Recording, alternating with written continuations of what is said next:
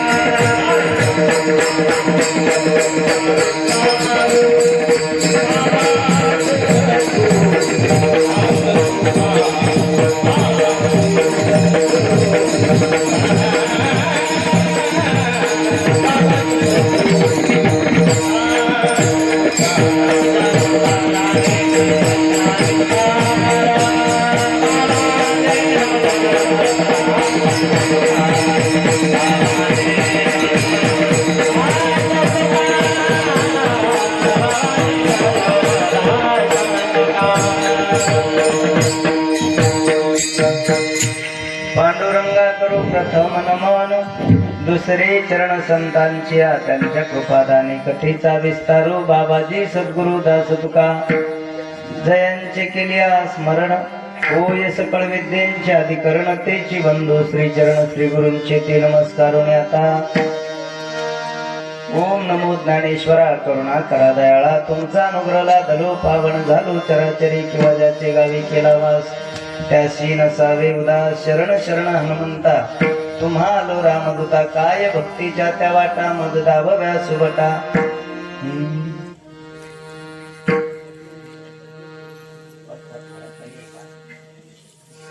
शिव भोळा चक्रवर्ती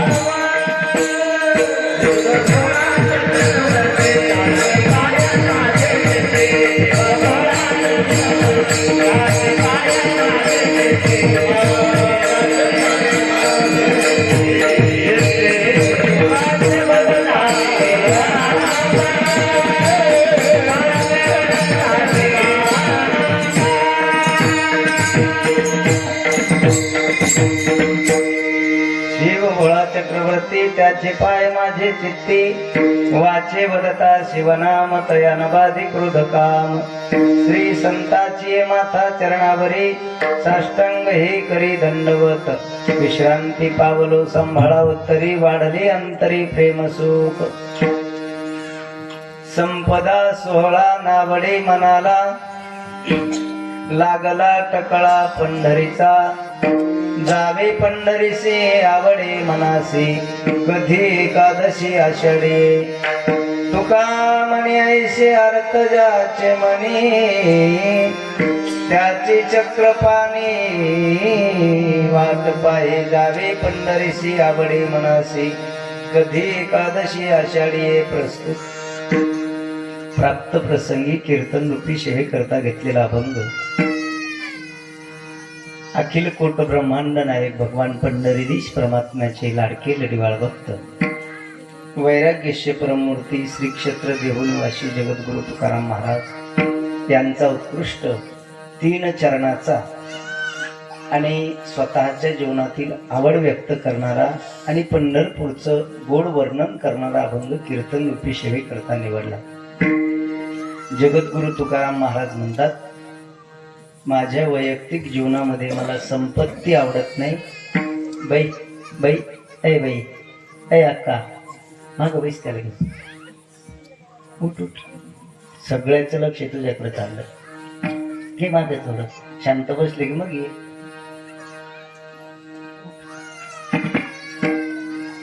एवढ्या आवाजाला घाबरला असून ते बस. आता तुम्ही इथं पास आहे. जगद्गुरु तुकाराम महाराज वैयक्तिक जीवनामध्ये महाराज म्हणतात, मला संपत्ती आवडत नाही, संपत्तीच्या अधीन असणारे सोहळे मला आवडत नाही. संपदा सोहळा नावडे मनाला. तुकाराम महाराजांना विचारलं, महाराज तुम्हाला संपत्ती आवडत नाही, संपत्तीच्या अधीन असणारे सोहळे तुम्हाला आवडत नाही, मग तुम्हाला काय आवडतं? कारण जगात आवडतच काही नाही असा माणूस नाही.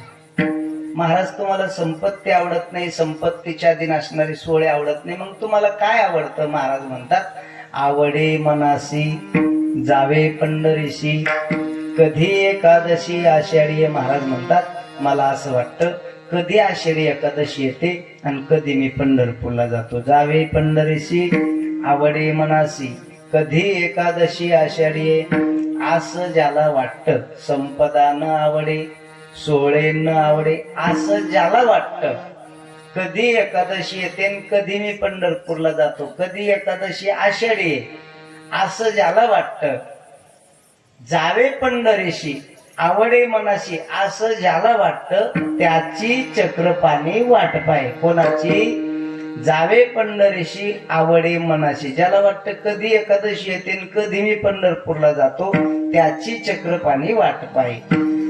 संपदा न आवडे सोहळे न आवडे असं ज्याला वाटतं, त्याची चक्रपाणी वाट पाहे.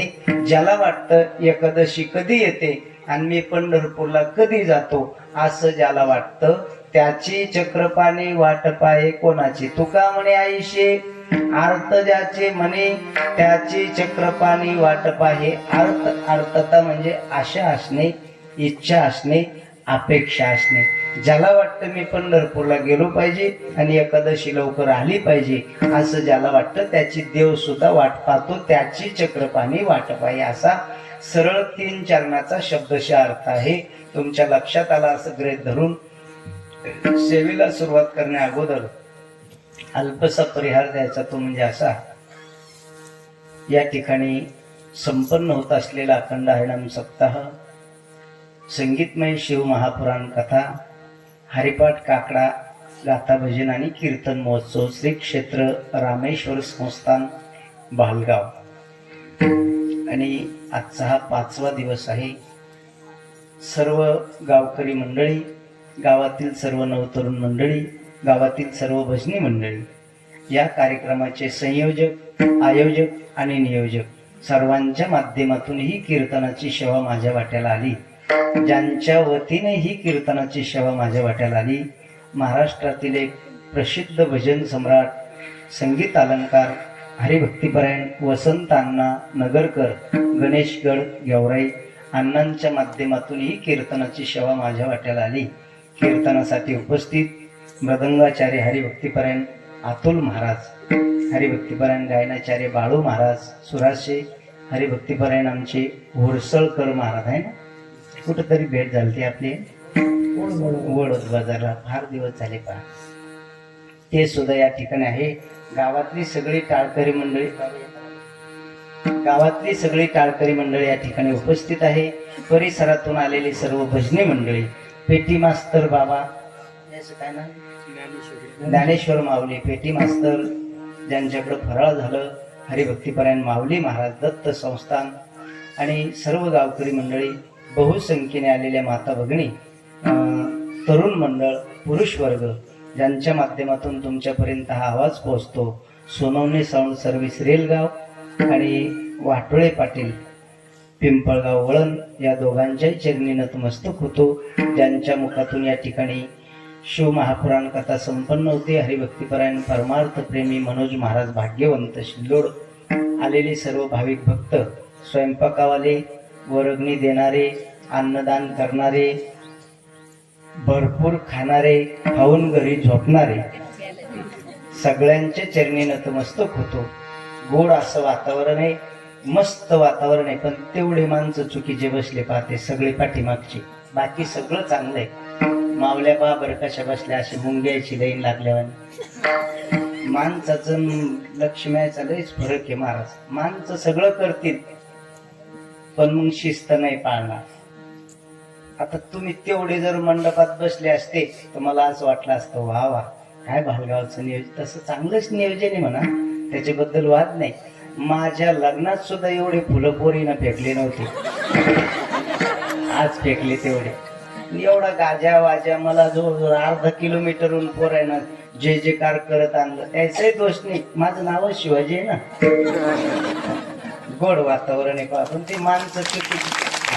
मला आता तेवढे कीर्तन होस्तोर खंतच राहीन तेवढी, कारण हे पहा नाही असू द्या. आता बसा तुम्ही, आता पुन्हा लय वेळ होईल, फक्त मी सांगतो तेवढं ऐकून घ्या, उद्या सुधरून घ्या.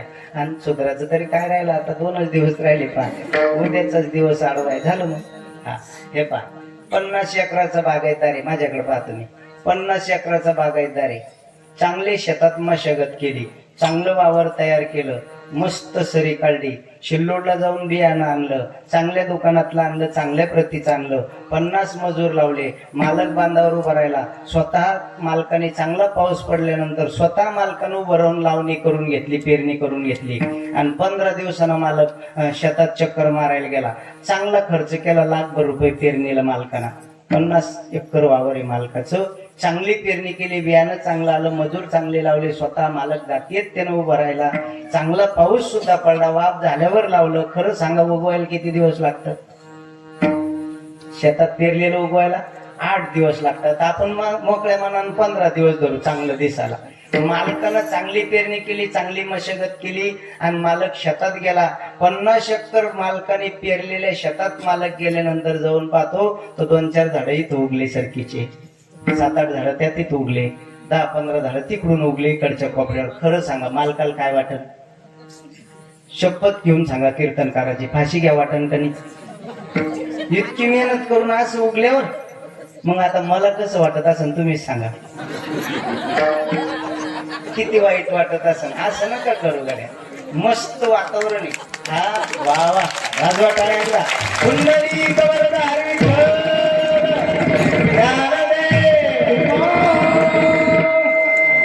समजलं म्हणा, पण थोडक्यात आला. निदान आता 4 आणि 4 8 म्हणत होते तर 4 आणि 4 6 म्हणायला लागले. बरं असू द्या, आता बसा. गोड वातावरण आहे पहा, त्यावेळेस तेवढे धन्यवाद तुम्हाला, थोडे अगदी मस्त. नाही आता ते जाऊ दे, आता लय बी जास्त झालं मग पुन्हा माझीच जाईल. दबलं चोपलं राहू द्या आता. हा बरे, आता जे आले ते आले, जे नाही आले ते बरे नाही आले समजा. आता तुम्ही 1 तासभर इकडे लक्ष द्या. गोड वातावरण आहे. आज दुग्ध शर्करा योग म्हणजे आज हरिदिनी आहे. हरिदिनी म्हणजे एकादशी आहे, गोड पर्वणी आहे. एकादशी आपल्या सप्ताहामध्ये योगायोग आले आणि उद्याचा दिवस गेला की पुन्हा काय आहे? शिवरात्र आहे. 5 उपवास शास्त्रामध्ये सांगितले, त्याच्यामध्ये उत्तम शिवरात्र. हा नरसिंह जयंती, वामन जयंती, कृष्णाष्टमी, रामनवमी आणि उत्तम शिवरात्र. म्हणजे उद्याचा दिवस गेला की शिवरात्रीची पर्वणी आहे. आणि शिवरात्र हा भगवान शंकराचा आवडता उपवास आहे आणि भगवान शंकराची ही पर्वणी आहे. आणि म्हणून महाराष्ट्रभर, महाराष्ट्राच्या बाहेर सुद्धा शिवरात्रीचा महोत्सव संपन्न होतो. त्या नियमाला अनुसरून शिवरात्रीचा महोत्सव आपण भालगाव मध्ये नियोजित केला. सर्व गावकऱ्यांच्या माध्यमातून ही सेवा माझ्या वाट्याला आली. मला सुद्धा भगवान शंकराची सेवा करण्याचं सौभाग्य प्राप्त झालं. त्याबद्दल सर्वांच्या चरणावर नतमस्तक होतो. दुग्ध शर्करा योग म्हणजे एकादशीची पर्वणी आपल्या सप्ताहामध्ये आली. आणि मी जेव्हा आलो, सर्व माणसं फराळ करून बसले होते. म्हणजे आज अण्णा एकाही माणसाने म्हणजे जेवण केलं नाही. सगळ्यांनी फराळ केलं. आज एकादशी असल्यामुळं आमच्या स्वामीनाथ आप्पाची पंगत होती. आज मला बी फराळाचं खाऊ घातलं आणि तुम्ही सगळ्यांनी फराळाचं केलं. कारण एकादशी प्रत्येक माणूस म्हणून जन्माला आल्या व्यक्तीनं केलीच पाहिजे, करायलाच पाहिजे. मग तो लहान असो, मोठा असो, गरीब असो, श्रीमंत असो, स्त्री असो, पुरुष असो, ज्ञानी असो, अज्ञानी असो, प्रत्येक माणसाने एकादशीचा उपवास केलाच पाहिजे. माणूस म्हणून जन्माला आला, मग कोणत्या जातीत आला, कोणत्या कुळात आला, कोणत्या धर्मात आला, कोणत्या वर्णात आला, स्त्री म्हणून आला का पुरुष म्हणून आला, इथं तो भाग महत्वाचा नाही. माणूस म्हणून जन्माला आलेल्या प्रत्येक व्यक्तीने एकादशीचा उपवास केलाच पाहिजे. तुम्ही म्हणसान काय फायदा होईल महाराज? कारण कोणतीही गोष्ट माणूस जगात करतो फायदा पाहतो तेव्हाच करतो. जर एखादी गोष्ट करत असताना त्याचं काही प्रॉफिट मिळत नसेल तर माणूस काही काम करत. कोणत्याही माणसाला तुम्ही जर सांगितलं तुम्ही हे काम करा, ते पहिलं विचारतात ते केल्यावर काय होईल. पाव श्रीराम दादा, कोणताही माणूस कोणत्याही गोष्ट करत असतो, प्रवृत्त होत असतो, त्या गोष्ट करण्याच्या अगोदर फलाची अपेक्षा करत असतो. म्हणून तुम्हाला असा प्रश्न निर्माण होईल, एकादशी केल्यानंतर काय होतं बा? काय होतं त्याचे 2-3 प्रमाण सांगतो तुम्हाला. कोणा केली एकादशी आणि काय फलश्रुती आहे एकादशीची बघा. शांतीब्रह्म एकनाथ महाराज म्हणतात, रुक्मांगद राजाने एकादशीचा उपवास केला. रुक्मांगदा करणे एकादशीचा छंद, तेने परमानंद प्रगट.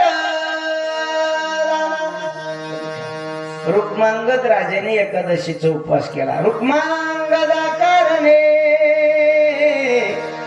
एकादशीचा छंद, त्याचा परिणाम तेने परमानंद प्रगट. रुक्मांगद राजाने एकादशीचा उपवास केला तर रुक्मांगद राजाच्या घरी देव प्रगट झाला. म्हणून एकादशी केली पाहिजे. आता इतकं जो खटाटोप चालला आपला, 1-2 लाख रुपये खर्च निसता मनपतलाय, अन्नदानाचं वेगळा दारा, एवढा जो खटाटोप चालला तर कुठंतरी ईश्वर प्राप्ती, भगवत प्राप्ती झाली पाहिजे, जीवनामध्ये समाधान मिळालं पाहिजे, हीच अपेक्षा आहे. महाराज म्हणतात एकादशीचा उपवास केल्यानंतर भगवान परमात्मा तुमच्या घरी प्रगट होतो. म्हणून रुक्मांगदा कारणे एकादशीचा छंद, तेने परमानंद प्रगटला. अजून सांगतो, अंबऋषी कारणे द्वादशीचा छंद. काय फायदा? तेने परमानंद प्रगटला. महाराज म्हणतात रुक्मांगद राजाने एकादशीचा उपवास केला, त्यांच्या घरी भगवान परमात्मा प्रगट झाला. अंबरीश राजाने द्वादशीचा उपवास केला, त्यांच्या घरी भगवान परमात्मा प्रगट झाला. एकादशीचा उपवास 3 दिवसाचा आहे. किती? 3. दशमी, एकादशी आणि द्वादशी. दशमीला एक भोक्त म्हणजे काल, एक भोक्त म्हणजे एकदाच जेवायचं, एक तर सकाळी जेवा नाही तर संध्याकाळी जेवा. एकादशीला फलहार घ्यायचं, फलहार, एखादी केळी, एखादा चिक्कू, एखादी टरबुजाची खाप, एखादं सफरचंद, फलहार. आपण त्याचा अपभ्रंश केला, फराळ. 1.5 किलो साबुदाणा बसवला, फराळ, त्याचा अपभ्रंश झाला. फल आहार एखादं फल घ्यायचं असं आहे. पण आता आपण सगळे संसारिक माणसं आहे, तितकं शक्य होत नाही. पण आपलं नाही मामुशे नकटा मामू असं फलाहार घ्यायचा. द्वादशीला सुद्धा एक भुक्त जेवायचं. एक भुक्त म्हणजे एकदाच. पुन्हा द्वादश सोडायची पद्धत आहे. आपण सगळं करतो, हा उपरशे तो खूप बनी आपली, पण मग अंदर करा आमच्याने असं आहे.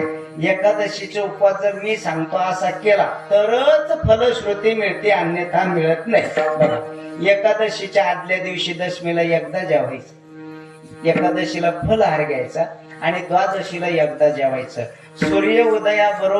सूर्य उदयाबरोबर अग्नीला नैवेद्य द्यायचा, गाईला नैवेद्य द्यायचा, देवाला नैवेद्य द्यायचा, जलाला नैवेद्य द्यायचा. आणि सूर्य उदयाबरोबर द्वादशी जर सोडली तरच एकादशीचं पुण्य प्राप्त होतं. अन्यथा दिवस उगवल्यावर एकादशी सोडली तर फळ प्राप्त होत नाहीच. सकारात्मक सांगतो. म्हणून एकादशीचा उपवास 3 दिवसाचा, दशमी, एकादशी आणि द्वादशी 3 दिवस उपवास केला तरच एकादश घडते, अन्यथा घडत नाही. 3 दिवसाचा उपवास आहे. मग आपले माणसं कसे, बरेच माणसं असे एकादशीच्या दिवशी संध्याकाळी जेवायला बसतात.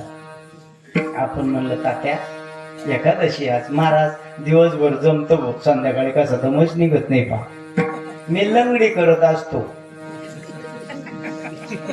काय उत्तर येतं त्यांचं, मी लंगडी एकादशी करत असतो. लंगडी म्हणजे संध्याकाळी सोडायची. आता लंगडी एकादशी केल्यावर फळ कसं भेटन पांगळ, म्हणून लंगडी पांगळी एकादशी नसते, एकादशी एकादशीच असते. म्हणून बरेच माणसं, पण महाराज म्हणतात बरेच माणसं संसारिक माणसे, माणसाला दम निघत नाही कशाचा खायचा. मग महाराज म्हणले येळभर चर पण एकादशी, मग त्याला दम निघत नाही. आता काही काही माणसं असे बाबा, सकाळी काकड्याहून गेला, पावशेरभर शेंगदाणे खातो, काकड्याहून गेल्या गेल्या बस शेण पाणी करून आला, गाथा भजन झालं, अर्धा 1 किलो साबुदाणा खातो. शिव महापुराण कथेला यायचं असलं पुन्हा 2-4 केळं खाऊन घेतो. कथ येऊन घरी गेला 2-3 कप कॉफी पिऊन घेतो, चहा दूध पिऊन घेतो. आपण द्यायला म्हणायचं तात्या चला ना हरिपाठाला आलो असतो राव, जरा फिरल्यासारखं उरालं, इतकं खाऊन पी. म्हणून महाराज म्हणले येळभर चर पण एकादशी कर. आता बऱ्याच लोकांना बीपी आहे, शुगर आहे, गोळ्या चालू आहे, त्यांनी आता नाही केली तर चालते एकादशी. कारण सर सलामत तो पगडी 50. उपवास करू करू काही काही माणसं हात घायला आले माझ्यासारखे. दररोज लोकांच्या घरी खायला पण तब्येत सुधरत नाही. कोण कीर्तनकार खाटकाच्या दारचा बोकड्या सारखंच, त्याला बी पाणी पाजलं की आणला आणि याला बी खाऊ घातलं की काही फरक नाही. फक्त माणसाला वाटतं बा यांचं चांगलंय ना आपल्याला वाटतं यांचं चांगलंय. जो दे केसो दुखिया बाबा सुखिया कोई नाही. म्हणून एकादशीची पर्वणी केली पाहिजे. 3 दिवसाचा उपवास आहे. नामदेव राय त्या एकादशीच्या उपवासाची फलश्रुती सांगतात. कथा कमी झाला फक्त असं फिरवा बरं, नाही फिरून घ्या. जागा रे जागा रे जागा रे गोपाळानो राम नामे जागा, गोपाळानो राम नामे जागा, गोपाळानो राम नामे जागा, गोपाळानो राम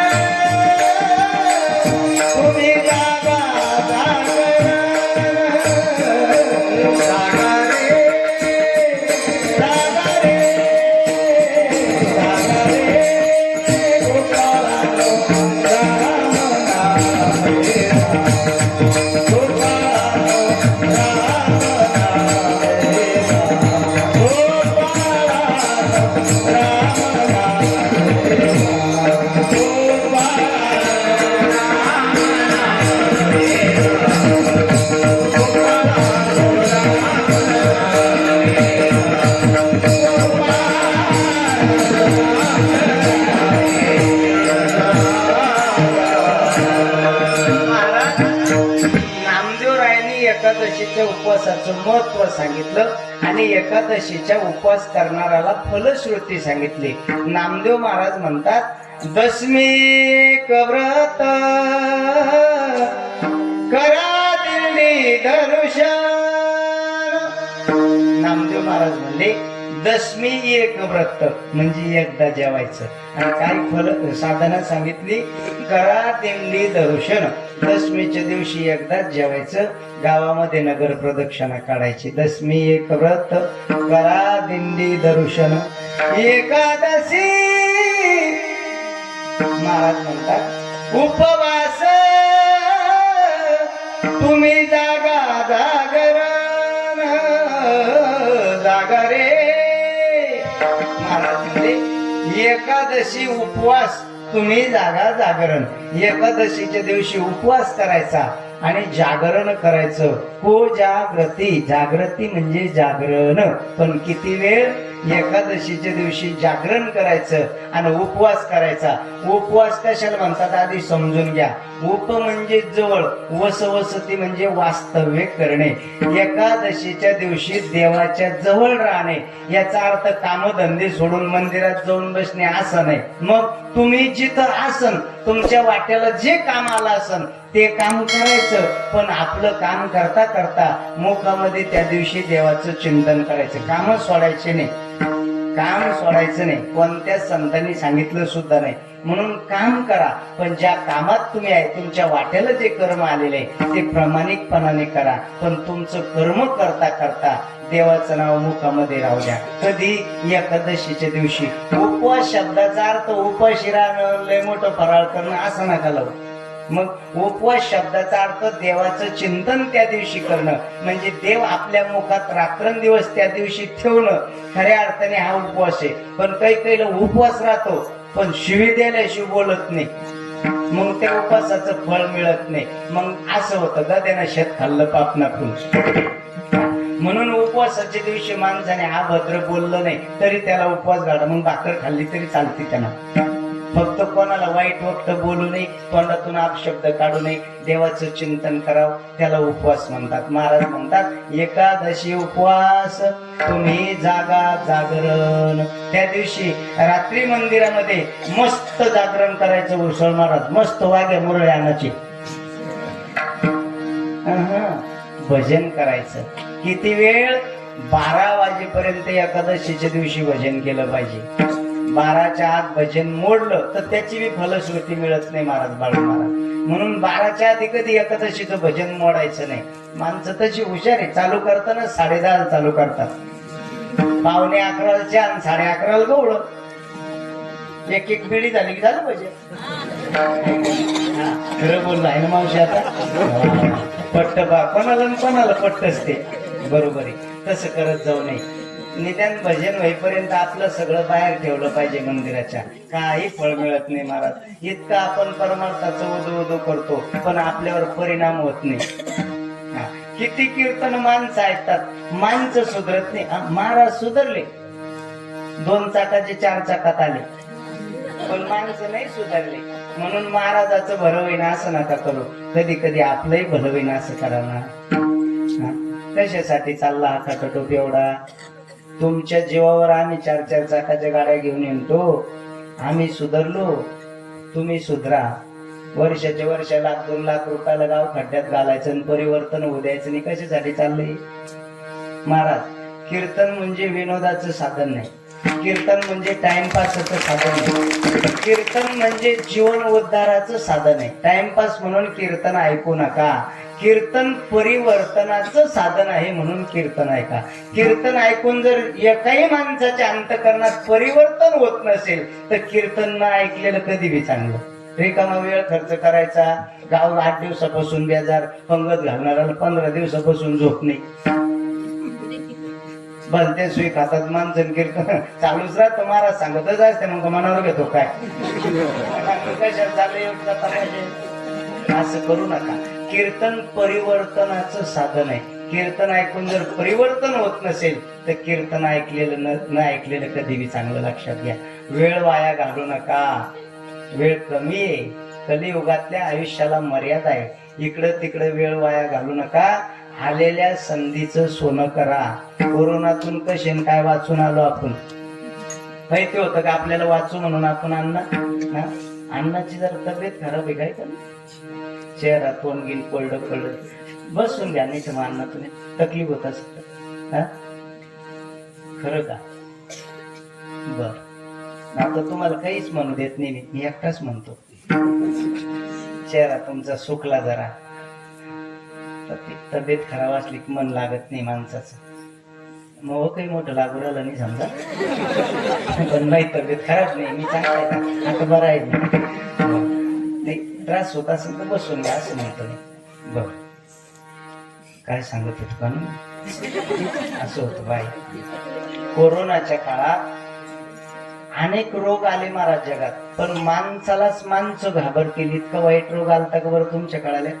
नाही, माणसालाच देवाची कृपा आहे. कोणत्याच माणसाला वाटत नव्हतं श्रीराम दादा आपण वाचू म्हणून. वाटत होतं का? माणसाला रामराम सुद्धा करत नव्हते. रामराम केला वेळ हात इकडं आणि तोंड इकडं, आहे का नाही? म्हणजे इतके घाबरले होते माणसं. मग खरंच सांगा, जेवढे आपण कोरोनातून वाचलो, म्हणजे जात्यातून दळता दळता जे दाणे वगळले ते भाग्यवान म्हणा तुम्ही, आणि देवाचे उपकार माना. म्हणून महाराज म्हणतात, आता देवानं जे दिलं हे उरले ते हरी तुम्हा समर्पण, हे ईश्वराला समर्पित करा, नाही तर कोण दिवस येईल कैसा नाही या देहाचा भरवसा. म्हणून एकादशी उपवास, उप म्हणजे जवळ, वसवसती म्हणजे वास्तव्य करणे, असणे राहणे. एकादशी उपवास तुम्ही जागा जागरण. एकादशीच्या दिवशी उपवास करायचा आणि पांडुरंगाचं मंदिरामध्ये जाऊन चिंतन करायचं, भजन करायचं, कीर्तन करायचं. द्वादशी साधन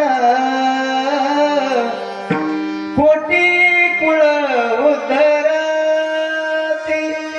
नामा म्हणे केशव ठाव देईल वैकुंठी.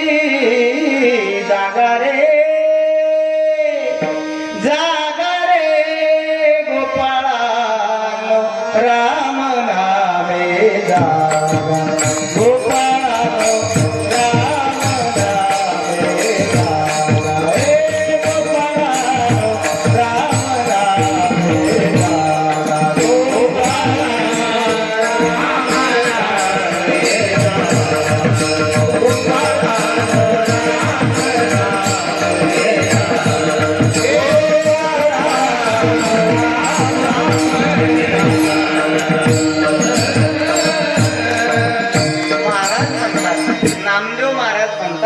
एकादशीचा उपवास 3 दिवसाचा आहे. दशमी एक व्रत करा दिंडी दर्शन.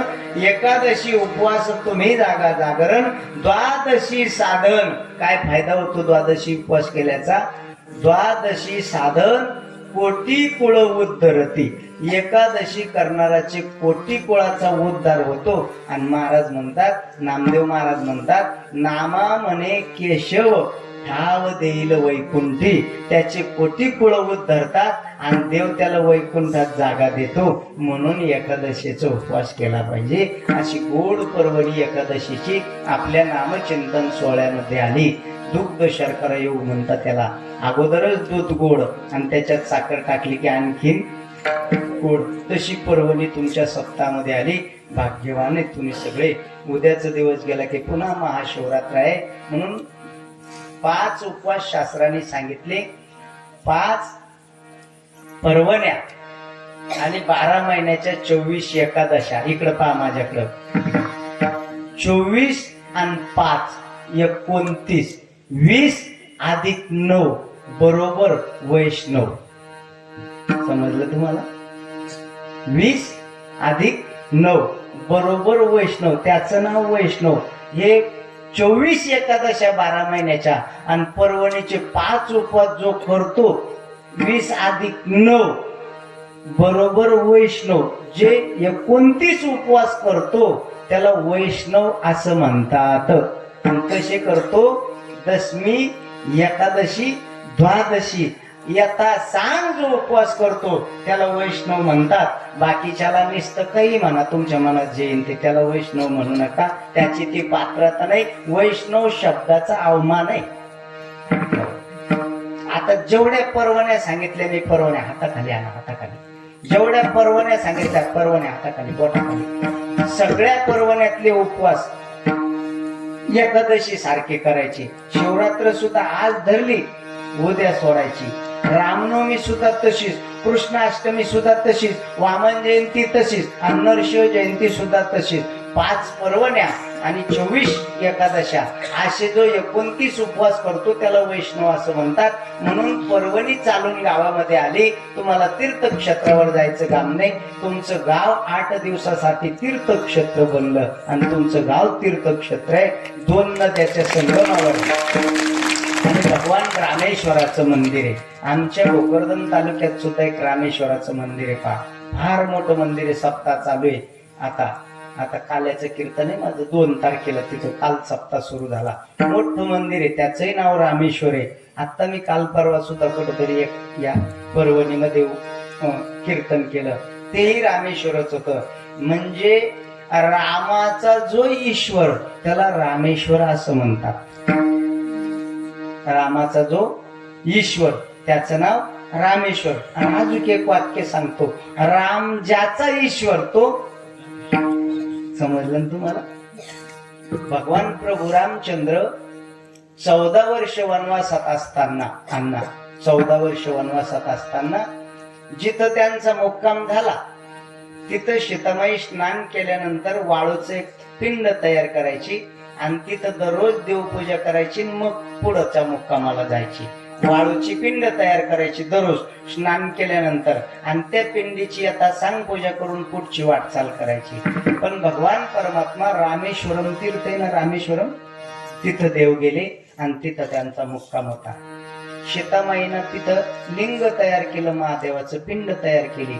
आणि सीतामाईने स्नान केल्यानंतर पूजा केल्यानंतर भगवान प्रभू रामचंद्राला विचारलं, देवा आतापर्यंत मी भरपूर लिंग तयार केले. तुम्ही जर कधी शिल्लोड तालुका आहे तुमचा, मुर्डेश्वर देवस्थान माहिती तुम्हाला?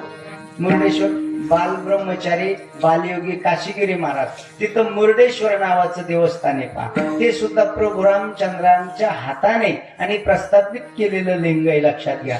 म्हणून रामेश्वरमला भगवान परमात्म्याला सीतामाईने सांगितलं, देवा हे लिंग मी तयार केलं, पण माझी अशी इच्छा आहे की तुम्ही या लिंगाला काहीतरी तुमच्या पद्धतीनं नाव द्या.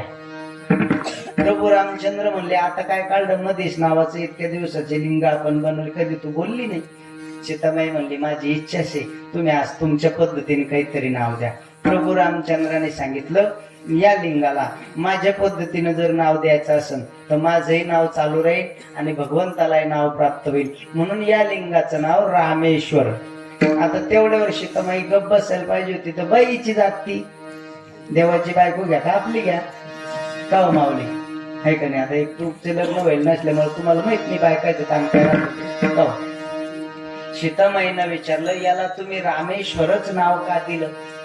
प्रभू रामचंद्राने सांगितलं, सीते रामाचा जो ईश्वर त्याचं नाव रामेश्वर. आणि त्याच वेळेला कैलासामध्ये पार्वती मातेनं भगवान शंकराला विचारलं, प्रभू रामचंद्रानं त्या लिंगाला तुमचं नाव दिलं का दिलं बरं? प्रभू रामचंद्रानं त्या लिंगाला रामेश्वर नाव दिलं का दिलं? भगवान प्रभू रामचंद्राने सांगितलं सीतेला, रामाचा जो ईश्वर तो रामेश्वर. आणि भगवान शंकराने सांगितलं पार्वतीला, राम ज्याचा ईश्वर तो रामेश्वर. म्हणून त्याचं नाव रामेश्वर आहे. बरं, तुमच्या देवाचं सुद्धा नाव काय? रामेश्वर. भाग्यवान लोक आहे तुम्ही, एवढ्या लांब तुम्हाला जायचं काम नाही. तुमच्या गावात साक्षात भगवान परमात्मा 8 दिवस अवतरित झाला. शिवमहापुराण कथा चालू आहे, भाग्याचं लक्षण आहे. असू द्या. गोड जगद्गुरु तुकाराम महाराजांचा 3 चरणाचा अभंग कीर्तन रूपी सेवेकरता घेतला. अभंग एवढा लहान आहे बाबा, अभंग एवढा लहान आहे, अभंग एवढा लहान आहे, जेवढा महाराज लहान आहे तेवढा अभंग लहान आहे. कारण आता मी आधी पाहिले सगळे मोठे मोठे महाराज आहे.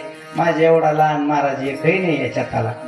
मी तसा लहान फक्त दिसालाय, तसं मोठाची मी पण लहान आहे. काही माणसं मोठे लहान राहतात आणि काही लहान मोठे राहतात, फरक काही नाही. रात्री ज्यांचं कीर्तन झालं राऊत महाराज ते ना आम्ही एकाच वेळेला आळंदीला शिकायला होतो. म्हणजे बरेच असू द्या. जगद्गुरु तुकोबर आहे या अभंगातून स्वतःच्या जीवनातली आवड व्यक्त करतात आणि पंढरपूरचं गुणगान गातात. महाराज म्हणतात, माझ्या जीवनामध्ये जीवन जगत असताना मला संपत्ती आवडत नाही, संपत्तीच्या अधीन असणारे सोहळे मला आवडत नाही. संपत्तीच्या मुळे ज्या गोष्टी प्राप्त होतात त्याला सोहळे असं म्हणतात, संपत्तीमुळे ज्या गोष्टी मिळतात त्याला सोहळे असं म्हणतात. महाराज म्हणतात, मला संपत्ती आवडत नाही, संपत्तीच्या अधीन असणारे सोहळे मला आवडत नाही. जगात प्रत्येक माणसाला आवड आहे, पण प्रत्येकाची आवड भिन्न भिन्न आहे. संतांची आवड वेगळी आहे, जीवाची आवड वेगळी आहे आणि देवाची आवड वेगळी. काय आवडतं देव? ऐ बरे कशाला तसंच करता तुम्ही? दोरे बांधले हातात आणि हातावर आणती, हा आता खाली ठेवलं बरं. मला म्हणते कुठे आता इतका चावडीवर दरोडा चालत असतो का? याला म्हणते दिव्या खाली अंधार. माग आता कधी गडबड केली ना पहा मग तुम्ही काही करणार नाही समजा मी, पण मग कशाला तुमच्या गावात राहायचे घडी पडतं, शांत राहा असं. महाराज, जीवाची आवड वेगळी, देवाची आवड वेगळी आणि संतांची आवड वेगळी. जीवाची आवड कीर्तनात सांगण्यासारखी अजिबात नाही, पण देवाची आवड कीर्तनात सांगण्यासारखी. आवडे देवासी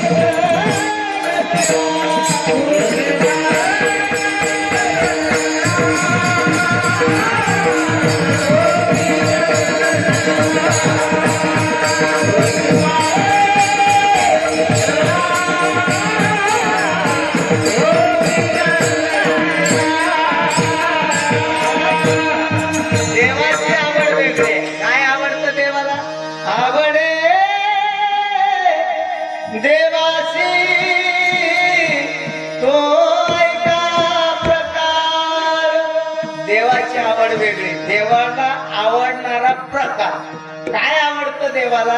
तुळशी माळ गळा, गोपी चंदन टिळा, हृदयी कळवळा वैष्णवांचा. देवाला आवडणारा भक्तीचा प्रकार आहे तुळशी माळ गळा, गोपीचंदन टिळा, हृदयी कळवळा वैष्णवांचा. रात्रंदिवस भगवंताचं चिंतन केलं पाहिजे. गळ्यामध्ये पवित्र तुळशीची माळ असली पाहिजे, कपाळाला गंध असला पाहिजे आणि वारकऱ्यांच्या विषयी हृदयामध्ये कळवळा असला पाहिजे. वारकरी काकडा करून जर गावात गल्लीला चालले तर आतून घर लावले पाहिजे, आहे का नाही? वारकऱ्याचे विषय अंतकरणात कळवळा, गळ्यात तुळशीची माळ आणि कपाळाला गंध टिळा. आषाढी कार्तिकी पंढरीची वारी, साधन निर्धारी आन नाही. आषाढी कार्तिकी वारी करणारा असला पाहिजे आणि वारकऱ्यांचे विषय अंतकरणात कळवळा असला पाहिजे. तो माणूस देवाला आवडतो. आता खरं सांगा, खोटं बोलू नका. आपण भक्ती करत असताना आपल्याला आवडला अशी भक्ती करतो का देवाला आवडला अशी करतो? खोटं नका बोलू. आपल्याला आवडला असं, देवाचं काही घेणं देणं नाही. देवाला आवडतं तुळशी माळ गळा. एखाद्या माणसाला म्हणलं तात्या माळ नाही तुमच्याकडे, मनाचीच माळ आहे महाराज आपल्या. असं राहतं का कुठं? ज्ञानोबराय म्हणले मनोमार्गे गेला तो ते त्याची मोकळा. हरिपाठाचं हे प्रमाण. मनानं परमार्थही चालत नाही आणि मनानं संसारही चालत नाही. संसारातही मनानं काही चालत नाही आणि परमार्थातही मनानं काही चालत नाही. मार्ग दावून गेले आधी दयानिधी संत, ते आपलं काम आहे तेनेची पण ते चालू जाता. मग संसारात न पडे गुंता कोठे काही. जर संतांनी सांगितलेल्याप्रमाणे आपण जर वागलो तर न पडे गुंता कोठे काही. संसारात अजिबात व्यत्यय येणार नाही. पण मला सांगा, सांगणारा सगळं ऐकणारे सगळे मंडपातले, कोणता माणूस असा आहे की त्याच्या संसारात अडचण नाही? हाय कोणी असं की ते संसारात अडचण नाही? मला तर आहे कडे 2-2 कीर्तन करून. मग सामान्य माणसाला नसून का अडचणी आपल्या जीवनात? आपण संतांनी सांगितलेल्या मार्गाने मार्गक्रमण करत नाही आणि मनानं गेल्याशिवाय राहत नाही. मग ज्ञानेश्वर महाराज म्हणले मनोमार्गे गेला तो तेथे मुकला, म्हणजे संपला. पण तरी सुद्धा संसारात असून जर तो जाणारा हरिपाठी स्थिरावला मग तोची धन्य. मग 3 आश्रमात धन्यता, 4 आश्रमात शास्त्रकारांनी संसारिकाला दिली. 4 आश्रमे म्हणजे ब्रह्मचारी, गृहस्थी, वानप्रस्थ आणि संन्यासी. 4 आश्रमे. 4ही आश्रमापैकी शास्त्रकारांनी धन्यता संसारिकाला दिली. धन्य ते संसारी. महाराज म्हणतात दयावंत जे अंतरी, ज्याच्या अंतकरणामध्ये उदंड अशा प्रकारची दया आहे, तो संसारिक धन्य. आणि 3ही आश्रम हे संसारिकाच्या जीवावर उभे. महाराज ब्रह्मचारी बी, वानप्रस्थ बी आणि संन्यासी बी. महाराज म्हणले जरी झाला संन्यासी, कधी लाल दिव्याच्या गाडीतला संन्यासी असला, लाल दिव्याच्या, पण पोटात जर त्याच्या आग पडली तर त्याला कोणत्या तरी संसारिकाच्या दारात जायचंय. बरोबर आहे का? मग म्हणायचं आई काहीतरी पोटात घालायला. म्हणजे संन्याशापेक्षा, ब्रह्मचार्यापेक्षा, वानप्रस्थापेक्षा संसारिक माणूस मोठा आहे. फक्त त्याला मोठे पण भोगता येत नाही, त्याचं दुर्दैव आहे. काय कळलं तुम्हाला?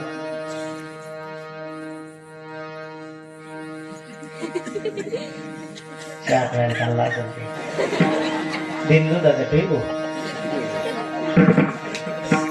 4 आश्रमापैकी धन्यता संसारिकाला दिली पा शास्त्रकारांनी. म्हणून महाराज देवाची आवड वेगळी. आपल्याला आवडतं ती भक्ती आपण करतो म्हणून देव प्राप्त होत नाही. देवाला आवडणारा प्रकार वेगळा, पण आपण आपल्याला आवडेल ती भक्ती करतो. मला सांगा सोमनाथ आप्पा, तुमच्या घरी जर तुमची येवई जेवायला आले, येवई जेवायला आले आमरसात, आता येवयाला आवडेल तो स्वयंपाक करायला पाहिजे का तुम्हाला आवडेल तो करायला पाहिजे? आता आमरसात येवई आल्यावर सोमनाथ आप्पाला वाटतं बा आपण शिल्लोडलाच राहिलाय तर चला जाता 2-4 किलो हापूस आंबे घेऊन जाऊ. पुरणपोळीचा रस केला, हापूस आंबे आणले, साखर टाकून रस केला, पुन्हा गोड सगळं, आणि येवायची साखर 350. एका पुरणपोळीत येवई कोमात जाईल ना. मग येवयाला जे आवडतं ते करा, तुम्हाला काय आवडतं ते महत्वाचं नाही. येवई जर तुमच्या घरी बेसन भाकर खाऊन संतुष्ट होत असेल तर ते करा. नाही येवयाला कसं काय बेसन भाकर करावा, गुलाबजामुन आणू, पण साखर 350 ना. येवई कोमात गेल्यावर फायदा काय तुमच्या जेवणाचा?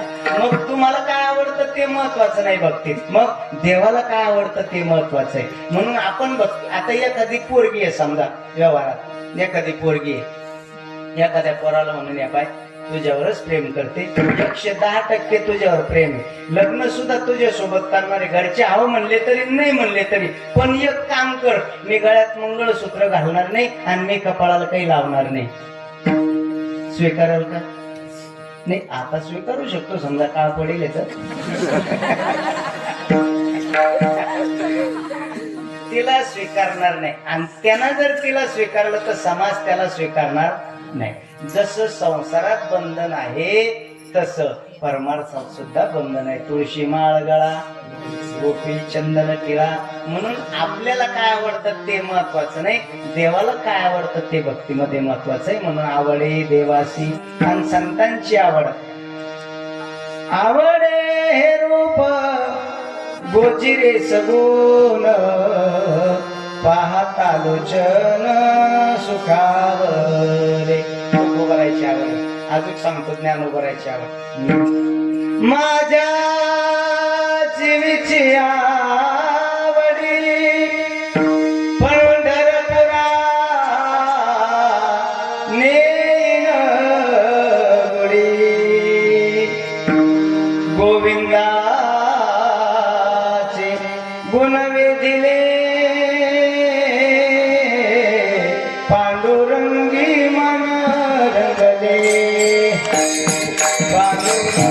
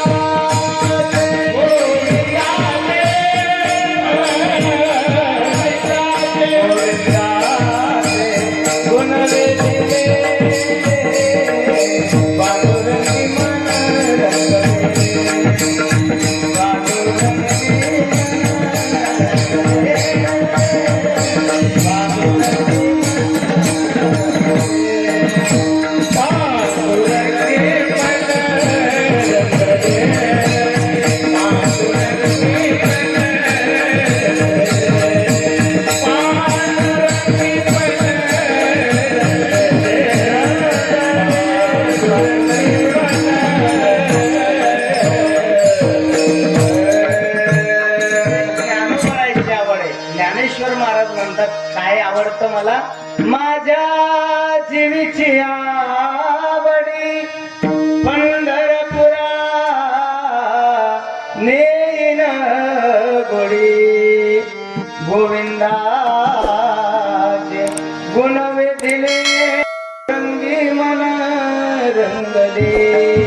पंढरपुरा नेन गुडी माझ्या जीवीची आवडी. किंवा कानडिया विठोबा कानडिया विठोबा बहु आवडसी जीवा पासुनिया.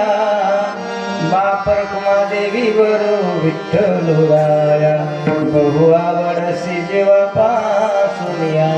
भगवान परमात्मा किंवा पंढरपूरला नेन गुडी माझ्या जीवेची आवडी. म्हणून जीवाची आवड वेगळी, देवाची आवड वेगळी आणि संतांची आवड वेगळी. आपली आवड कीर्तनात सांगण्यासारखी नाहीच. आता कीर्तनात बी अन्नात 3 प्रकारचे लोक आहेत. कीर्तनात सुद्धा 3 प्रकारचे लोक आहेत. कोणते कोणते? हौशे कौशे. मग 3 प्रकारचे लोक कीर्तनात आहे. महाराज म्हणतात प्रकाराचे 3 तुका म्हणे केले जन. 3 प्रकाराने युक्त आहे जगत आहे. जर जग 3 प्रकाराने युक्त आहे महाराज, तर जगातच काय आहे? भारत देश आहे. मग भारत देशात 3 प्रकारचे लोक नसतील का? भारत देशातच काय आहे? महाराष्ट्र आहे. मग महाराष्ट्रात 3 प्रकारचे नसतील का? महाराष्ट्रातच मराठवाडा आहे. मराठवाड्यात 3 प्रकारचे नसतील का? मराठवाड्यातच संभाजीनगर जिल्हा आहे. संभाजीनगर जिल्ह्यात 3 प्रकारचे नसतील का? संभाजीनगर जिल्ह्यातच फुलंब्री तालुका आहे. फुलंब्रीत 3 प्रकारचे नसतील का? फुलंब्री तालुक्यातच भालगाव गाव आहे. गावात 3 प्रकारचे नसतील का? आणि भालगावातच सप्ताह चालू आहे. सप्त्याचा मंडप गावात आहे. मग मंडपात 3 प्रकारचे नसतील? 3 प्रकारचे लोक जगात आहे. सगळ्याला एक आवडत नाही, एकाला सगळं आवडत नाही, सगळ्याला सगळं आवडत नाही, एकाला एक आवडत नाही. कसं? सगळ्याला एक आवडत नाही, एकाला सगळं आवडत नाही, सगळ्याला सगळं आवडत नाही आणि एकाला एक आवडत नाही. समजलं? समजलं नाही? आता सांगत नाही. मी सांगत असलो तर बडबड करताना आता म्हणे आम्हाला नाही समज. बरं नाही समजलं दादा. सगळ्याला एक आवडत नाही, एकाला सगळं आवडत नाही, सगळ्याला सगळं आवडत नाही आणि एकाला एक आवडत नाही. हे तुम्हाला आवडलं की नाही समजा, मला काही समजलं नाही समजा. पण आवड एकाची एक नाही. आता कीर्तनात बी 3 प्रकारचे लोक आहेत. कोणाला कीर्तन अभंग सोडवलेला आवडतो, कोणाला गायन आवडतं, कोणाला वेदांत आवडतो, कोणाला विनोद आवडतो, आहे का नाही? सगळ्यालाच अभंगावर बोललेला आवडत नाही. काहीला अभंग सोडवलेला आवडतो आणि काहीला अभंग सोडलेला आवडतो. काही माणसं अभंग सोडवतात आणि काही सोडतात. बरेच कीर्तनकार असे 11:15 लोक अभंगावर येत नाही. 11:15 लोक आणि 11:15 म्हणतात ते मी अभंग सोडवण्याच्या प्रयत्नातच होतो कवाचा, पण वेळ कमी पडला. जसा फळाठे उठायला गेला तोवर. म्हणजे प्रत्येकाची आवड येत नाही, एकाची आवड येत नाही. प्रत्येक माणसाची आवड भिन्न आहे. म्हणून एक कीर्तनकार सगळ्याच्या मनाचं समाधान नाही करू शकत एका तासात. सगळ्यालाच कीर्तन आवडलं असं नाही. काही माणसाला असं कीर्तन पाहिजे. आता कीर्तन झाल्यावर काही माणसं संयोजकांमध्ये एका कीर्तन आहे कराव नुसतं देवाचं आपलं कीर्तन कसं पाहिजे असं चटक मटक धिंगण तिकणच नसतं. कीर्तनात नसतं. कीर्तनात असंच असतं. भक्ती ज्ञान विरहित इतर गोष्टी न कराव्या, प्रेम भरे वैराग्याच्या युक्ती विवराव्या, जेणे करुणी मूर्ती ठसावी अंतरी श्री हरीची, आयशी कीर्तन मर्यादा आहे संतांच्या घरची. त्या कीर्तनकाराच्या घरची काही बी बोलायला. हा म्हणून समाजाला कीर्तन पटल का न पटल हा कीर्तनकारांनी फार विचार करत जाऊ नये. पण आता असं झालं, लोकाला काय आवडतं सगळा म्हणजे आता जाऊच देते. आता न बोललेलं बरं, चांगलं नाही, पण असं बरं कीर्तन ऐकून परिवर्तन झालं पाहिजे असं माझं मत आहे. परिवर्तन झालंच पाहिजे. एका सप्ताहामध्ये एक तरी माणूस सुधारला पाहिजे. एका सप्ताहात एक जरी माणूस सुधारला तर सगळं गाव सार्थकी झालं पा. पण असं आहे, भाता चालू आहे तर कोळशी लाल सटक, भाता बंद झाला की कोळशी काळेस. जे सप्त्यात तेच पुन्हा ढाब्यावर दिसत्या माणसाला. जे हरी महाराज ओळखलं नाही आम्हाला मालगावचे. आता माणूस कल्पना बी करू शकत नाही की हे बी इकडे येत असतील बा. म्हणजे भाता चालू आहे तो कोळशी लाल. असं जीवनात घडूच नाही महाराज, असं जीवनात घडू नये. परिवर्तन झालं पाहिजे. महाराज जीवनात काय म्हणते बोल.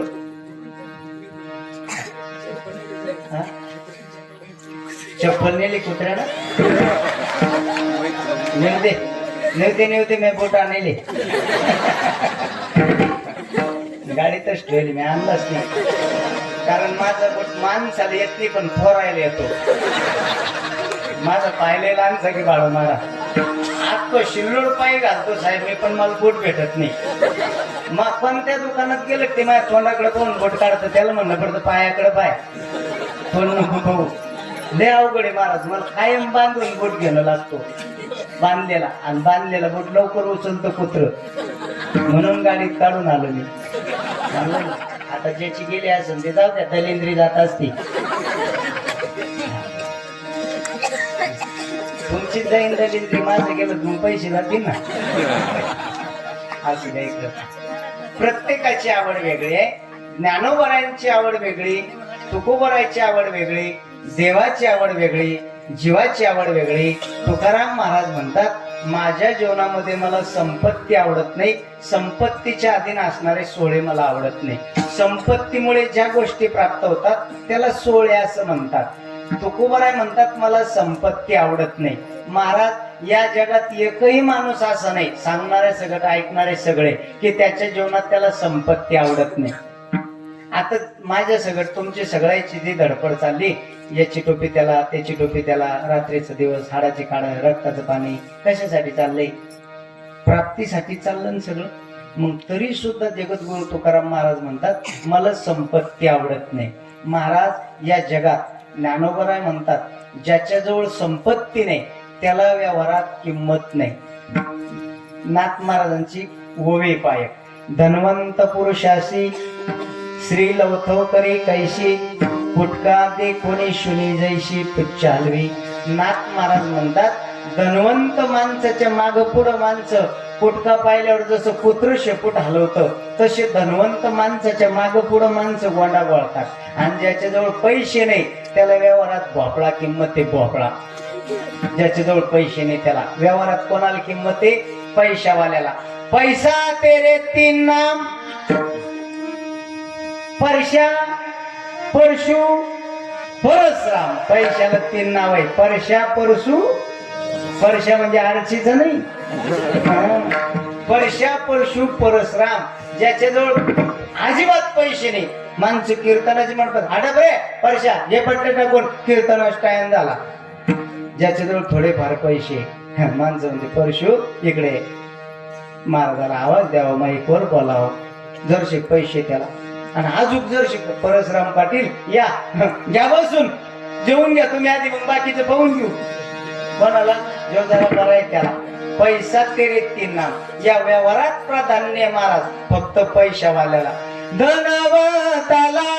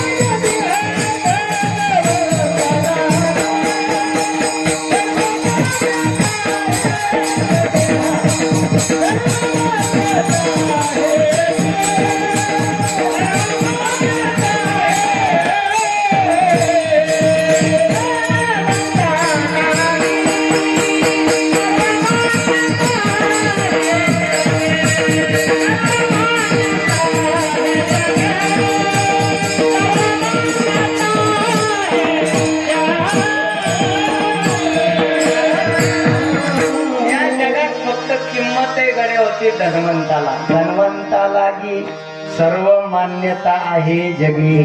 ज्याच्या जीवनात धन नाही त्याला व्यवहारात किंमत नाही. धनासाठी माणसं एकमेकाच्या जीवावर उठले महाराज. तुका म्हणे धन आणि धनासाठी देती प्राण. माणसं धनासाठी एकमेकाच्या जीवावर उठले. बऱ्याच पोरायनं म्हातारे आणले साहेब, बऱ्याच पोरायनं. कहून बाप आवडत नाही म्हणून नाही, मग वाटून देत नाही म्हणून. हा धनासाठी माणसं एकमेकाच्या जीवावर उठले म्हणून धन आवडत नाही असा माणूस या जगात नाही. मग तरी तुकाराम महाराज म्हणतात संपदा सोहळा नावडे मनाला. तुम्ही म्हणसाल महाराज ज्या अर्थी तुकाराम महाराजाला संपत्ती आवडत नव्हती त्या अर्थी तुकाराम महाराजाला व्यवहार कळत नसून राव. कारण तुकाराम महाराजाचे एका अभंगावर कीर्तन करणारा महाराज झोपले ठरवल्याशिवाय येत. एका अभंगावर कीर्तन करणारा. मग 4,500 अभंगाचा गाथा तुकोबरायांनी निर्माण केला. जसा प्रसंग ओढवला तसा अभंग जगद्गुरु तुकोबरायांनी निर्माण केला. बरोबर आहे का नाही? तुळजाभवानीने छत्रपती शिवाजी महाराजांच्या हातात तलवार दिली. छत्रपती शिवाजी महाराजांनी सांगितलं मला हे स्वीकारायचं नाही. जगद्गुरु तुकाराम महाराज छत्रपती शिवाजी महाराजांचे गुरु होते. बरं तुकाराम महाराजाकडे छत्रपती गेले म्हणले तलवार तुम्हाला समर्पित आहे, मला याचं काही करायचं नाही. जगद्गुरु तुकाराम महाराज म्हणले राजे तसं करू नका, ही तलवार घेऊन तुम्ही धर्माचे पालन करा आणि आम्ही धर्माचं रक्षण करतो.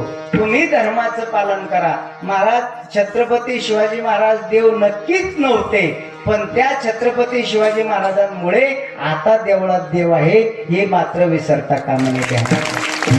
एक तर छत्रपती शिवाजी महाराज नसते महाराज तर हे शिवाजी महाराज या गादीवर कीर्तन करताना दिसले नसते. 1:30 वाजता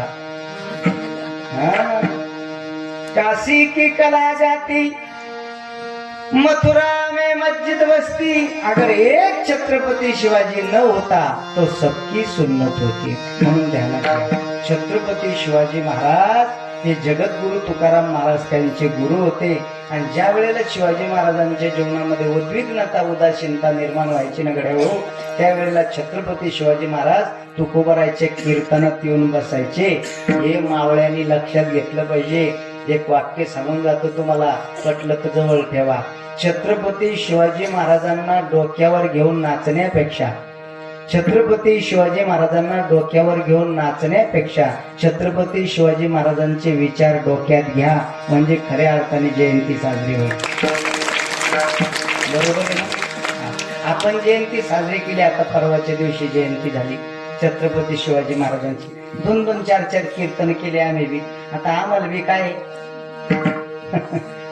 आहे का नाही, पण चांगलं नाही. खरं सांगा छातीला हात लावून, छत्रपती शिवाजी महाराजांची जयंती साजरी करताना माणसं डीजे लावतात. माणसं म्हणजे पोरं. छत्रपतींना बरं वाटावं म्हणून का आपला एन्जॉय व्हावा म्हणून?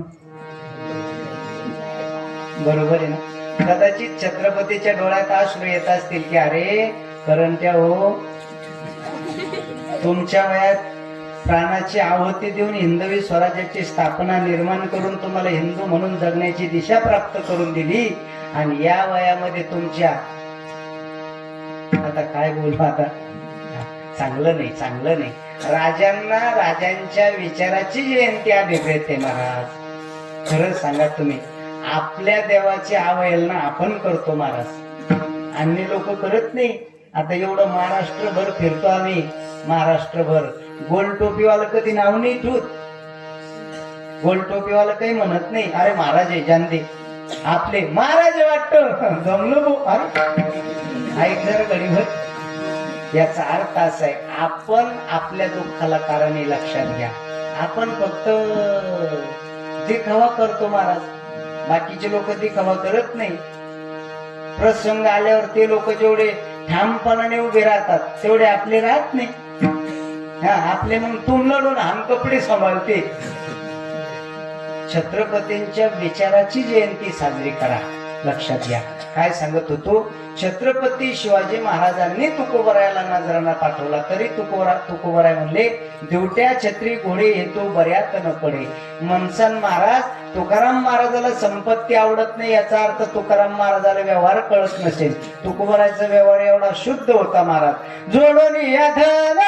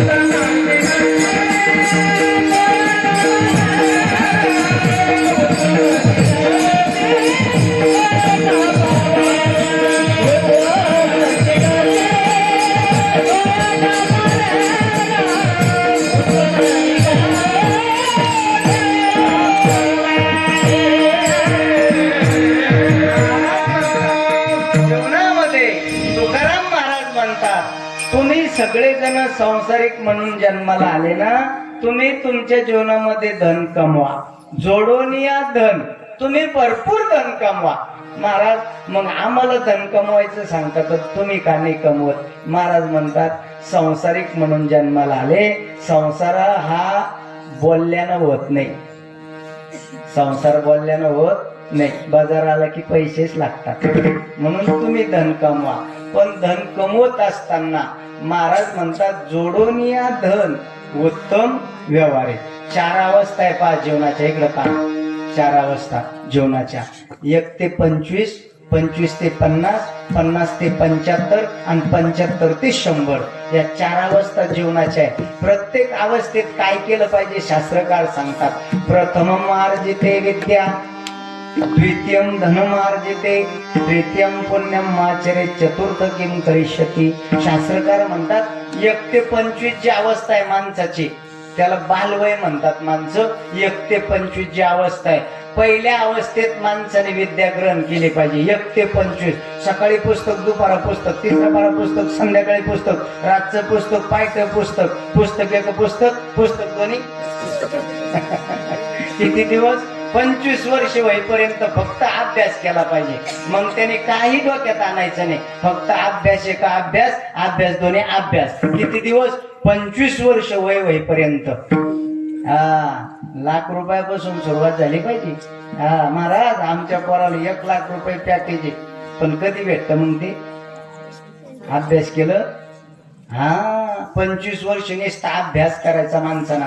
पहिली अवस्थाच सांगितली शास्त्राने 1 ते 25 ची. फक्त अभ्यास करायचा. एकदा का 4 तांदूळ डोक्यावर पडले मग अभ्यास होत. आणि घेतलं बी लग्न झाल्यावर पुस्तक तर माय म्हणते आता सुचलं का तुला? म्हणून 25 वर्ष होईपर्यंत फक्त पुस्तक. आणि द्वितीयम धनम आर्जिते, 4 तांदूळ डोक्यावर पडले मग नुसता पैसा. 1000 आणि 500 लावायचेच नाही, 2-2 हजारच. गड्डील गड्डी, गड्डील गड्डी जोडा. महाराज म्हणतात जोडून या. गड्डील गड्डी 2-2 हजाराच्या गड्डील गड्डी. पण जसं बंद व्हायच्या आधी मोडा. जोडून या धन. 25 ते 50 नुसतं धन कमवायचं माणसाना. सकाळी पैसा, दुपारा पैसा, संध्याकाळी पैसा, रातचा पैसा. कीर्तन करावं. दुसऱ्या अवस्थेत किती दिवस? 50 वर्ष वय होईपर्यंत पैसा कमवा. 25 ते 50 इतकंच वय पैसे कमवायचे. 50 ते 75 मग वानप्रस्थ. वानप्रस्थ म्हणजे घरातच राहायचं नवरा बायकोना, पण बहीण भावासारखं राहायचं. नातू घ्यायचा, मंदिरावर यायचं. घरी डवळा करायची नाही. कांदे खाऊन लावले, वांगे लावून म्हणलं होतं. तू शिल्लक डोकं लावू नको आता वय झाल्यावर. व्यवहार असा आहे महाराज. बापाचा बूट मुलाच्या पायाला आला की बापानं चाबी फेकून द्यायला पाहिजे. फेटलं तरी तुझं, येतलं तर तुझं. पण याच्या चराट पायात गुत्तवर चाबी सोडत नाही. मग जपवत नाही तर काय करतील पोर? माणसानं प्रभू रामचंद्राच्या म्हणजे दशरथ राजाच्या 1 केस कानाजवळ पांढरा झालता. दशरथ राजाचा 1. झोपलेत नाही तुम्ही? 1 केस कानाजवळ पांढरा झालता दशरथ राजाच्या. तर दशरथ राजाने राज्य सोडून दिलं. महाराज आपण पांढरी झालो तरी वरून काळं करतो पुन्हा. अरे चांगलं नाही. मग जीवनात दुःख आहे. वानप्रस्थ अवस्था जर तुम्ही स्वीकारली तुम्हाला संसारात त्रास होणार नाही. आणि 4थी अवस्था संन्यास. बस मग माणसानं फक्त मंदिर एक मंदिर. कधी जीवनात त्रास झाला तुम्हाला कीर्तन करणं सोडून दे. पण असं मी सांगतो असं वागणं पडत. नाही तर मला कीर्तन सोडायला लावशाल तुम्ही संसार सोडणार नाही. म्हणजे मग अवघड होईल. माणसाने शास्त्राने सांगितलेल्या पद्धतीने जर जीवन जगले तर जीवनात दुःख नाही. बरं दुःख का होतं? आपण स्वतः दुःख ओढून घेतो. महाराज मुक्त होता परी बळे झाला बद्धन घेऊन या छंद माझे. माणसाने वेळेत सावध झालं पाहिजे. म्हणून महाराज म्हणतात प्रथमम आर्जिते विद्या, द्वितीयम धनम आर्जिते, तृतीयम पुण्यम आचरे, चतुर्थ किम करिष्यति. 3ऱ्या अवस्थेत जर तुम्ही पुण्य संपादन केलं नाही तर मग 4थी अवस्था अशी आहे. अंगम गरितम पडितम मुंडम दशनम येतम जातम तोंडम. समजलं तर नाही काही? मग अशी अवस्था होती. म्हणजे नाकमुख गळू लागले लाळा आणि शेंबूड. मग शाना परिगती झाली. अवघे करती हाड. मग घरी हाडा आणि बाहेर बी. घरी मग माणसं म्हणते वा मंदिराकडं कीर्तन चालू झालं. म्हातारा मधीच करतो. आणि मंदिराकडचे म्हणते बाबा मागसारखं तुम्ही बसू द्या माणसाला. म्हणजे इकडे बी हाड आणि तिकडे बी. म्हणून माणसानं वेळीच सावध झालं पाहिजे. म्हणून महाराज 4थी अवस्था सांगितली. म्हणून महाराज म्हणतात संसारामध्ये धन कमवा, जोडून या धन, पण कसं कमवा, उत्तम व्यवहारे. आणि जे कमवलेलं धन आहे त्या अशा ठिकाणी उदास विचारे वेच करी. दान धर्मामध्ये उदास विचाराने वेच केलं पाहिजे. दान धर्म केला पाहिजे, अन्नदान केलं पाहिजे, ज्ञानदान केलं पाहिजे, वस्त्रदान केलं पाहिजे, द्रव्यदान केलं पाहिजे. त्या दानाला शुद्धी प्राप्त होत असते. दानाने दानाची शुद्धी होत असते. बरेच घराचे महाराज पैशाला काळ नाही, पण माणसाचे तोंड पहा वाटत नाही, घराजवळ उभं राहा वाटत नाही. बरेच घर असे 4-4 मजल्याचे बंगले त्याशी, पण गेटवर लिहिलेलं राहतं कुत्र्यापासून सावधान. आपल्यालाही टेन्शन आहे, कुत्र कोण आहे नेमकं. बरेच माणसं असे महाराज घरात बसायला जागा नाही त्याच्या, पण माणूस गेला तर एक पोत 3 ठिकाणी टाकतं. ते तिथं बसा महाराज, तिथं बसा महाराज, चहा घेता का महाराज, दूध घेता का महाराज, कॉफी घेता का महाराज, का जीव घेता आमचा. म्हणून धनाची शुद्धी दानाने होते. म्हणून महाराज म्हणतात संसारात तुम्ही धन कमवा. महाराजाला विचारलं तुम्ही का कमवत नाही. महाराज म्हणतात मला त्याचा अनुभव आला. धनाच्या पाठीमाग 15 प्रकारचे अनर्थ आहे, म्हणून मला धन आवडत नाही. म्हणून महाराज म्हणतात मला धन का आवडत नाही. भगवंताचे जेवढे अवतार झाले तुकोबाराय म्हणतात सगळ्या अवतारात मी देवाच्या बरोबर होतो. मी सगळे धन कमवणारे माणसं पाहिले, पण मला त्या धनाची घृणा आली. मला ते धन पाहून वाईट वाटतं. धन मला कमवावं वाटत नाही. धनामाग 15 प्रकारचे अनर्थ आहे. महाराज धन कमवणं सोपं आहे, पण धन सांभाळणं कठीण आहे. बरं प्राप्त खूप होतं लोकांना.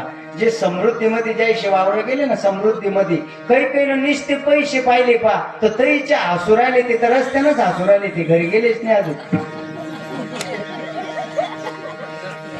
हा पैसे भक्कम भेटले त्याला, गाड्याच्या गाड्या पैसे भेटले त्याला, पण पैसे पाहिले हसायलाच लागले. ते हसणं थांबलं नाही, घरी गेले नाही, त्याच रस्त्याने निघाले ते.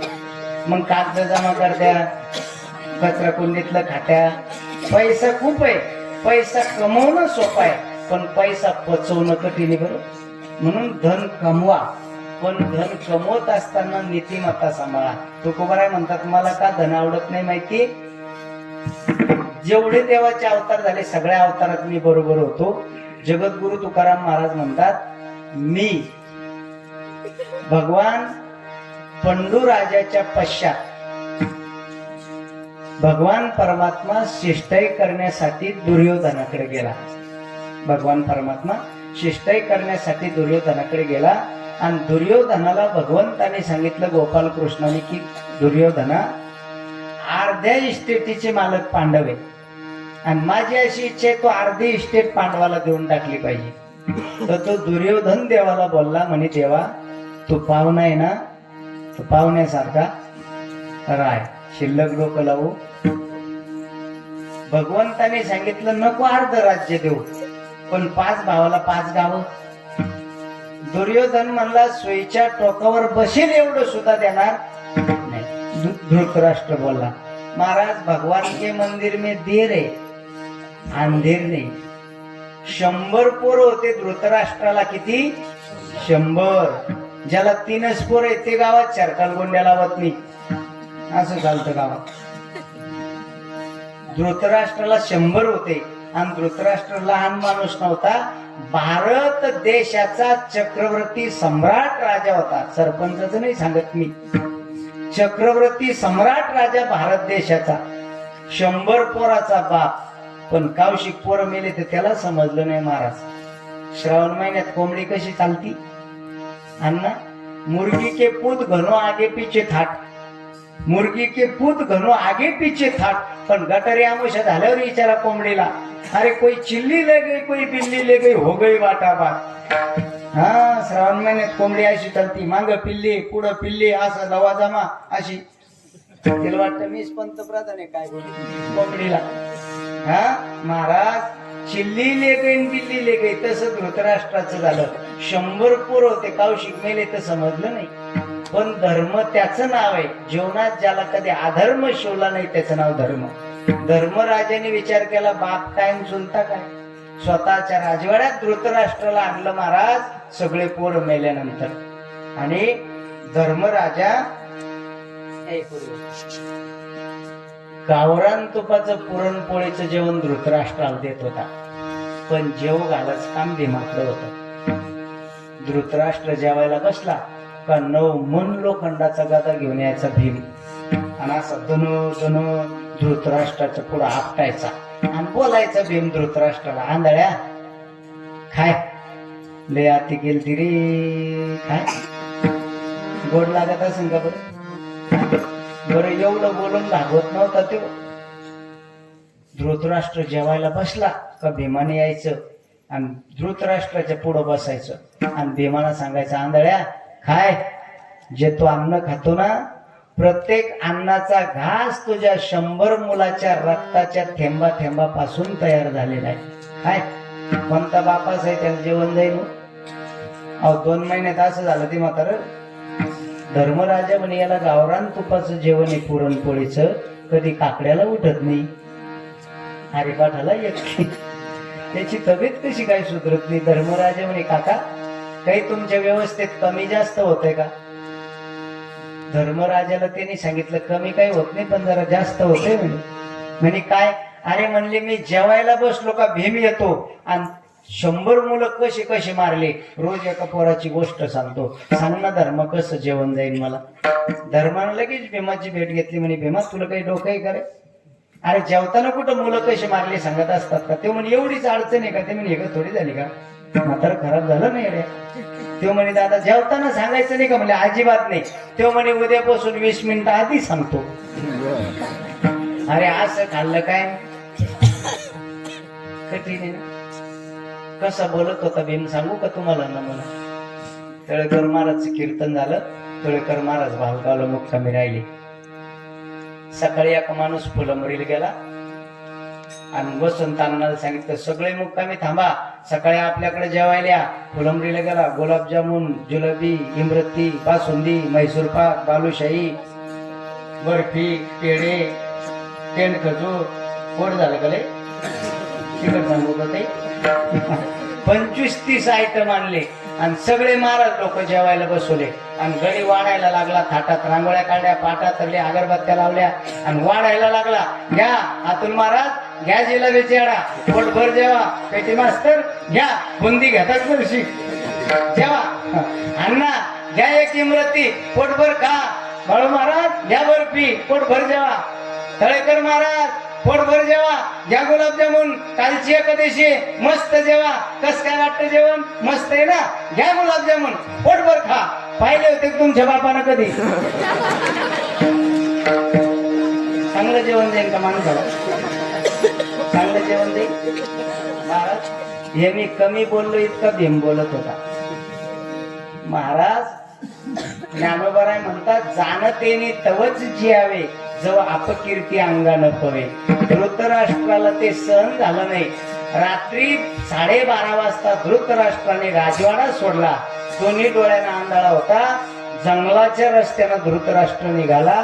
ज्या जंगलात धृतराष्ट्र गेला त्या जंगलालाच आग लागली आणि धृतराष्ट्र वरपाळून मेला. वरपाळून. महाराज वरपाळणं वेगळं आणि भाजणं वेगळं. हा वरला हरभर भाजलं कधी? वरपळून मेला. तुकोबराय म्हणतात, संपत्ती कमवताना मी पाहिलं की त्यांनी नीतिमत्ता सोडली. हा वरपळून मेला. माझ्याकडे काहीच नव्हतं. तुकोबराय म्हणतात, मला देव विमान घेऊन नेण्यासाठी आला. म्हणून देवा मी सांगतो, माझ्या जीवनात मला संपत्ती नको.